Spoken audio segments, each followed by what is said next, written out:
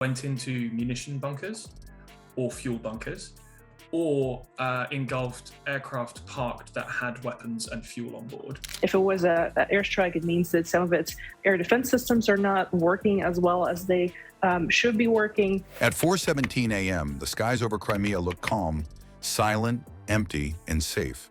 But within minutes, the silence shattered into chaos as dozens of Ukrainian drones swarmed a Russian stronghold from every direction.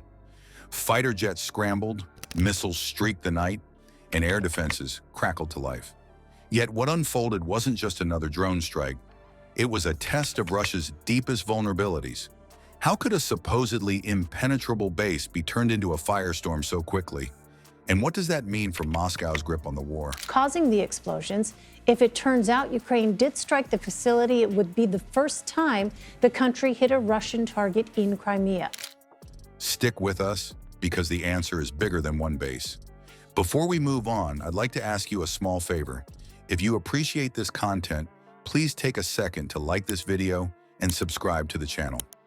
Over 98% of you watch the videos without subscribing. It costs you nothing, but it makes a huge difference to us. So did you click the subscribe button? Great, thank you so much. Now back to the video. For years, Moscow sold the image of Crimea as an impenetrable shield. Air defense networks were stacked in layers, surface-to-air missile systems stood on rotating turrets, and combat aircraft sat on constant alert. But in one night, that steel-framed narrative collapsed into fire.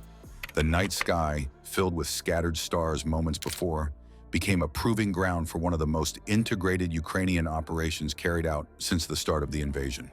What made it different was not just the scale, but the simultaneous pressure applied from air, land, sea, and the electromagnetic spectrum, all converging on one target that had once anchored Russian dominance in the region. Ukrainian forces hitting back harder against the Russian-backed troops in the south.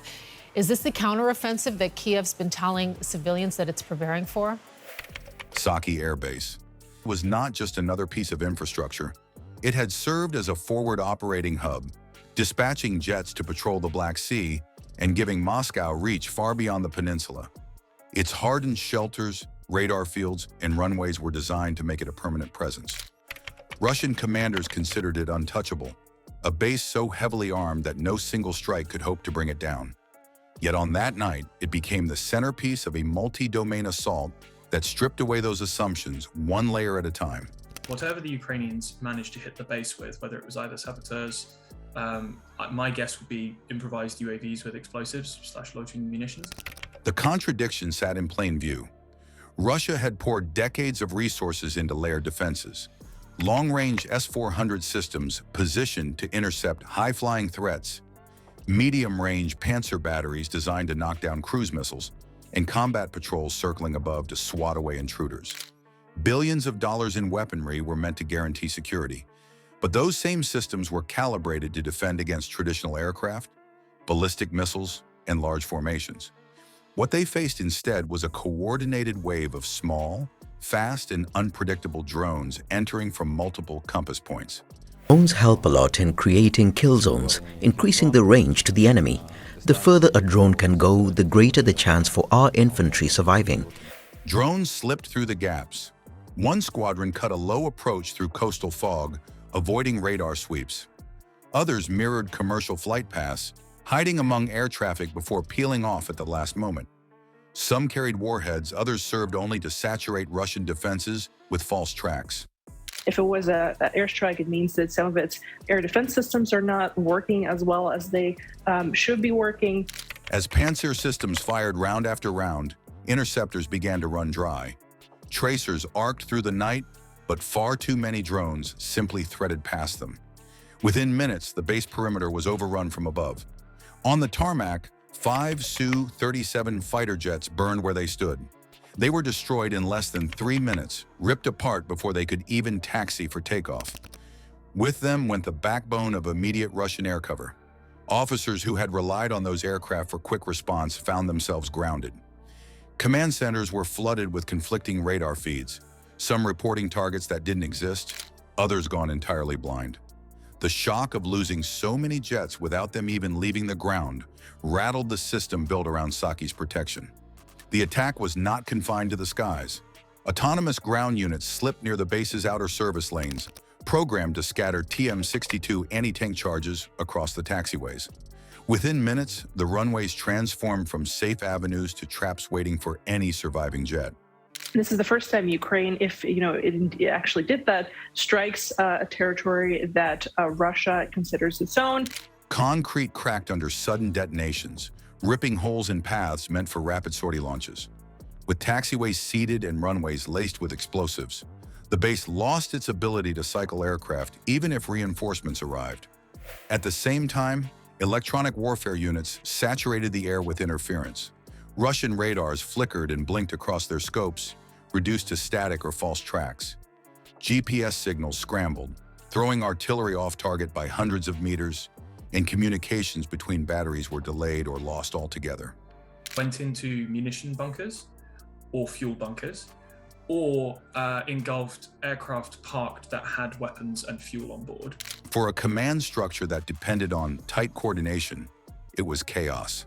Shells fell wide, missiles locked onto phantom signatures, and units responded to threats that never existed. The Black Sea added another layer to the collapse. Unmanned surface vessels sped toward Russian patrol corvettes nearby.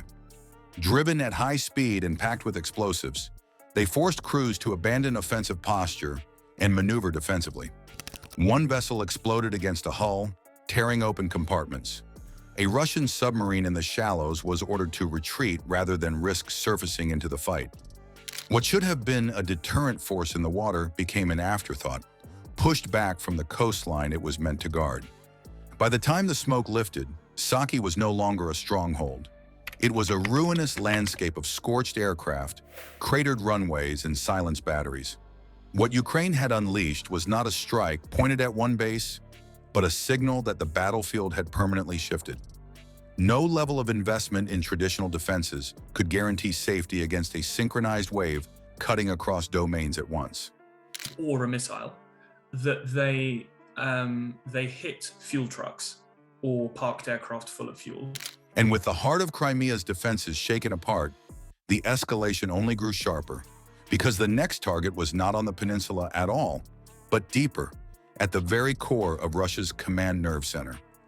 What started as a coordinated drone strike over Crimea reached its peak when explosions rocked Moscow itself. There are conflicting reports today about a deadly string of explosions at a Russian airbase in Crimea. Targets once dismissed as untouchable, buried under layers of defense, suddenly proved vulnerable. The message wasn't just aimed at Russian commanders, it was broadcast worldwide. If Moscow's core can be struck, then no capital, no bunker, no command post can be guaranteed safe when drones, unmanned seacraft, and electronic warfare operate together as one weapon. I'll give any sort of details because if it is indeed Ukraine, it is definitely an embarrassment for Moscow that it was not able to prevent this attack. Or that night didn't simply damage an airbase. It redrew the map of modern conflict, forcing militaries everywhere to reconsider what true security actually means.